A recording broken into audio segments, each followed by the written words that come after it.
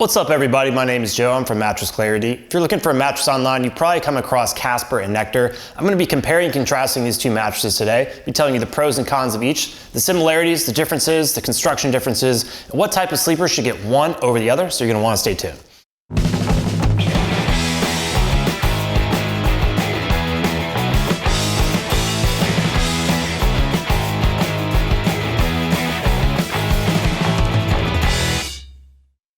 Let's start off this review by talking about what's similar between these two mattresses. And there are a few similarities. Number one, it's about the same thickness. They're both all foam mattresses. They have a similar base layer. They both contain memory foam. And in my opinion, the firmness is about the same.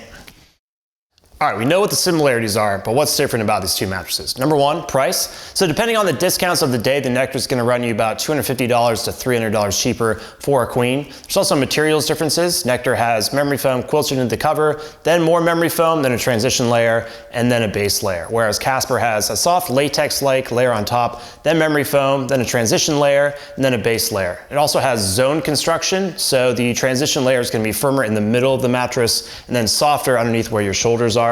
So it's going to be a little bit different feel depending on your sleeping position. There's also going to be some feel differences here as well, even though the firmness is about the same. Just given that you have so much memory foam in the Nectar and not as much in the Casper, you're going to get more of that true memory foam feel from the Nectar, really sink into the mattress, whereas Casper is going to be more of a balanced foam feel overall, kind of mixing latex and memory foam-like qualities together.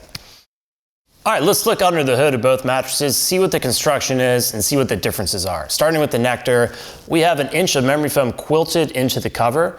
Then we have some more memory foam, and then a transition layer, and then a base layer. So you're gonna have 4 inches total of memory foam, which means you're really gonna have a true memory foam feel. It's gonna have that slow reacting, kind of sinking in feel, kind of that quicksand feel that memory foam is known for. Moving on to the Casper now, we have a soft latex-like layer. It's pretty bouncy. Then memory foam, then a transition layer, and then a base layer. The transition layer is zoned. What that means is it's gonna be a little bit firmer in the middle of the mattress, give you more support when you're on your back and stomach underneath your hips. It's gonna be softer underneath your shoulders when you sleep on your side. So it's gonna feel a little bit softer when you're on your side, a little bit firmer when you're on your back and stomach. That's why I feel it's a good fit for all three sleeping positions. It's gonna be more of a balanced foam feel overall, given that you have a latex-like layer, and then a memory foam layer, then a transition layer, and then a base layer. So you're not gonna sink into the mattress as much. You're gonna feel like you're asleep more on top of the mattress. And again, I feel like it's a good fit for all three sleeping positions. So the feel's gonna be a little bit different. We'll talk about that in just a second. As far as breathability is concerned, I would say it's about a tie. Perhaps Casper has a slight advantage there, but I don't think you should really be too concerned about sleeping hot with either mattress. Durability, I can't really say, but those are the construction differences overall. Now I'm going to talk about differences in firmness and feel. As far as firmness is concerned, I actually put both at the same firmness level, a 6 out of 10, with 10 being the firmest. There's a slight difference there in that on the Nectar, you feel some initial firmness, and then the memory foam kind of kicks in, then it feels softer, whereas Casper just feels that 6 out of 10 right away. So there are some differences there. Feel differences as well. It's really just kind of memory foam, quicksandy feel that you get from the Nectar, given that you have 4 inches of memory foam, versus a balanced feel that kind of combines latex and memory foam-like qualities into one mattress, where you sleep more on top of the Casper versus kind of sinking into the Nectar. So there are some feel differences here. Well, now a quick break from the video. Wanted to let you know that we love our YouTube subscribers, and every month we give away a $500 Amazon gift card to one of those subscribers. To enter to win, all you have to do is leave a comment on this video, say anything about this video, ask any question, leave a comment, and then hit subscribe. So just leave a comment, hit subscribe, and every month we'll pick one lucky YouTube subscriber, get a $500 Amazon gift card. Let's get back to the video. Now I'm going to talk through how I feel in different sleeping positions on both mattresses. The thing to note is that given that the firmness is about the exact same in my opinion, it's going to be a close call for each one. So starting on my back, on the Nectar, I feel like it's a pretty good match for me, conforms well to the curves of my body, pretty good match from a support perspective. On the Casper, you can definitely feel that zone support. It's definitely a good match for me there. I would probably say I give a slight preference to Casper on back sleeping. Switching onto my side now, on the Nectar, there's some initial firmness and then the memory foam kind of kicks in. So I feel like the pressure relief is very good. On the Casper as well, it's softer underneath my shoulder, given that zone support. So I would say it's about a tie for side sleeping. Switching onto my stomach, I feel like on the Nectar, given that you have 4 inches of memory foam, that's probably too much for stomach sleeping. It's probably a little bit too soft. Casper is a pretty good match for me. I would still probably want something a little bit firmer, but given that zone support, it's a pretty good match for me there too. So at Mattress Clarity, we like to mix subjective opinions with objective tests. One test we really like is a pressure map test. I get down on a pressure map and you'll see exactly how well each mattress relieves pressure. You'll see anywhere from blue to no pressure, all the way up to red, high pressure. So with these two mattresses, if we throw up these side sleeping results, which is what really matters the most, you'll see that in this particular case, it shows that Casper does a little bit better job of relieving pressure.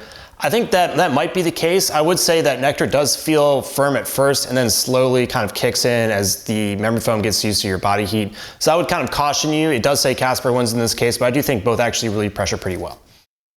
Hey guys, Martin here to offer a different perspective. Joe's 5'9", 160. I'm 6'7", 230. I'm a larger person when I give my take with these two mattresses. So today we have the Casper mattress and the Nectar mattress. In terms of firmness, I said the Casper was a 7 out of 10. The Nectar here was a 6 out of 10. In terms of sleeping position, starting over on the Casper there, on my back, really good overall support. I feel the kind of zone support holding me up in a very nice way.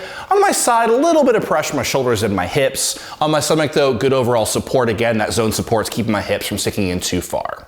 Over here on the Nectar, on my back, also really nice overall support. It's definitely a different feel, more of that kind of classic memory foam feel. My hips sink in. I also feel more of the memory foam kind of pressed in my lumbar area, so also good support on my back on this mattress. On my side, firmness at first, but I slowly kind of sink into the mattress, still very little pressure on my shoulders and my hips. However, on my stomach, I definitely need more overall support. I'm definitely kind of bowing at the hips there. So what does that mean? I think if you are a heavier back sleeper, both could work for you. It's more about what kind of feel you're looking for. If you're a heavier side sleeper, I'd lean towards the Nectar. If you're a heavier stomach sleeper, I'd lean towards the Casper.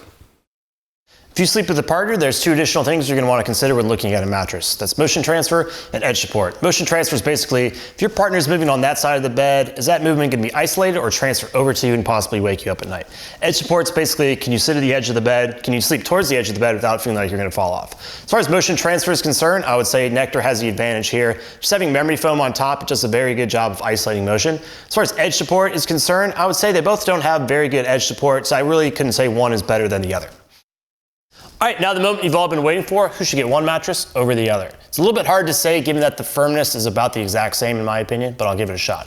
As far as who should get the Casper over here, given that it has zone support, I think if you sleep on your back, stomach, or you just kind of switch positions at night, it's gonna be the more appropriate choice. It's gonna feel a little bit softer underneath your shoulders when you're on your side, be a little bit more supportive on your back and stomach. So that's just something to note. If you're kind of a combination sleeper, this may be the more appropriate choice.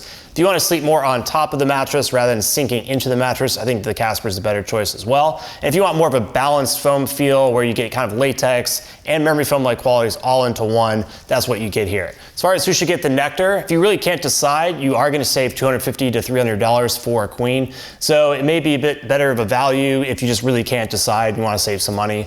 Also, if you sleep on your side and just wanna kind of sink into your mattress, that's really the type of feel that you get here. So overall, I would just say it's really just the type of feel that you wanna get. If you wanna sink into the mattress, go for the Nectar. But if you don't wanna do that, you want more of a balanced feel overall, then go for the Casper. All right, just to wrap up here, I think the firmness is gonna be about the same, so that's just something to note, but the feel between the two mattresses are gonna be pretty different, so hopefully the decision is pretty clear to you. But if for some reason you're still confused, just leave a comment below, tell me a little bit of information about yourself, and I'll get back to you as soon as I can. And if you're just getting started in your mattress buying journey, definitely check out mattressclarity.com. If you wanna see a list of our top picks, simply Google Mattress Clarity Best Mattress. And once again, let me know if you have any questions.